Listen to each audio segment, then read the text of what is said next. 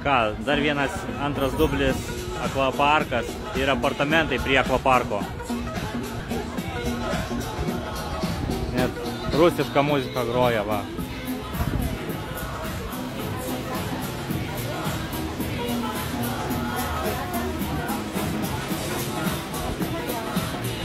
O, picas daro.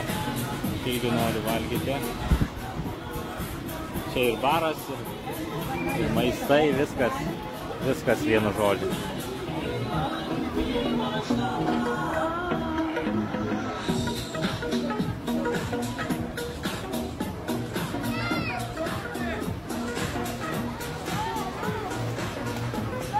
Tiem, kas perka apartamentus šalia, įėjimas yra nemokamas visada į šitą akvaparką. Čia įsivaizduokit, kad vietoj žaidimo aikštelės jūsų bute, prie jūsų buto yra akvaparkas. Neblogai, ar ne? Ar tai jūsų svajonė? Kiti galvoja, gal nenori čia visada gyventi, bet galite ir negyventi, galite būti tik tai žiemą. O kitą laiką gali agentūra išnuomuoti ir jūs gausite nuompinigius. Nes tikrai čia daug kas nori būti.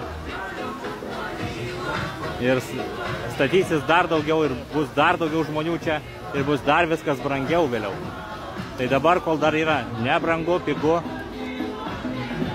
pirkite, klauskite.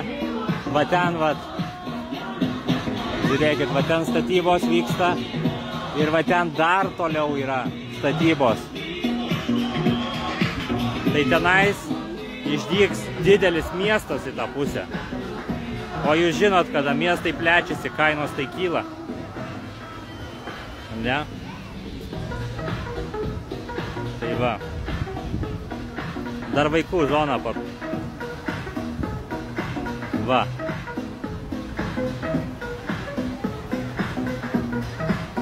Piratų sala vadinasi, sveiki atvykę. Čia tokie vaikų paauglių. Gal paaugliai jau ir čia norėtų į šitą rimtesnį.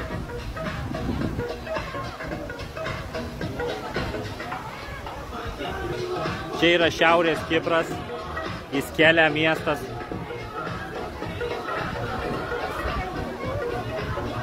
Iki jūros pusė kilometro tik tai. Iki.